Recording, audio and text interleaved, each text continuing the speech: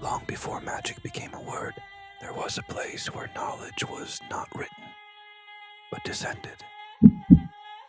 A land where humans did not invent power, but encountered it. They would later call this place Babylon. Not merely a city, not simply a kingdom, but a threshold, a meeting point between the human world and something watching from above. Once that threshold was crossed, nothing could be undone. Babylon rose in the heart of ancient Mesopotamia, between rivers that fed civilizations and skies that fed belief. Its people measured the stars, mapped time, and searched for order hidden behind chaos. But Babylon was more than innovation. It was attentive. It listened.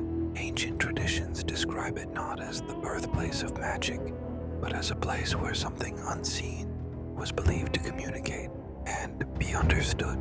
And that belief is where everything began to change.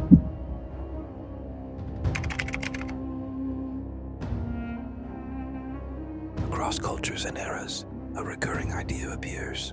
That knowledge once came from above, not as a gift, but as a trial. Different civilizations named the messengers differently. Some called them watchers, some called them angels, others described them only as intermediaries between worlds. In one ancient Near Eastern tradition, two figures stand at the center of this story, known by names later remembered as Harut and Marut, but their role was never to empower humanity. They were associated with a testing intention. The knowledge they carried came with a warning. What you do with this will define you, and humanity listened, but not completely. At first, the knowledge was observed quietly. Names were studied, patterns were traced, structures behind reality were contemplated. There was restraint, there was caution, but knowledge, once understood, rarely remains untouched. Words became invocations, symbols became instructions. What was once awareness shifted into application, and application became control.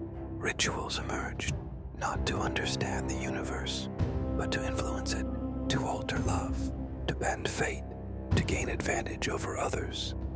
Magic, as it would later be called, was no longer observation. It became interference, and with each use, the distance between humanity and the original purpose grew wider.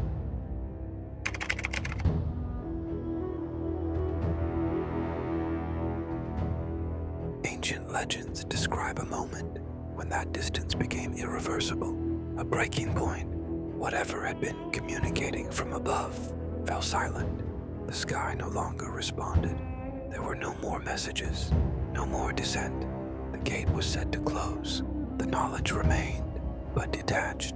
Fragments without context, power without guidance. Texts speak of spirits once invoked, losing clarity, losing strength, losing obedience. Magic did not disappear. It weakened, and humanity was left alone with remnants of something it never fully understood.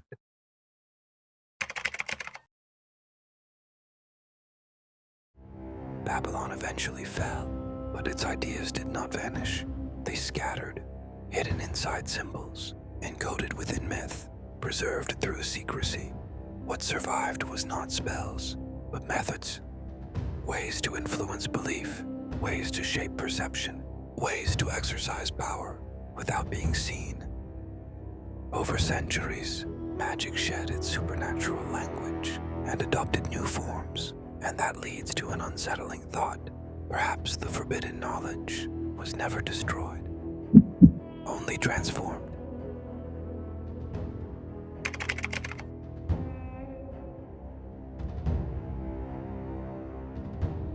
If the story of Babylon is true, then the test never ended.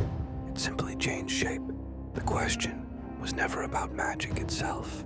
It was about restraint, about whether humanity could hold knowledge without being consumed by it. Every generation believes it will be different. Every generation says, this time we are ready. Babylon stands as a reminder of how often that belief has failed. Maybe Babylon was never meant as a warning about the past.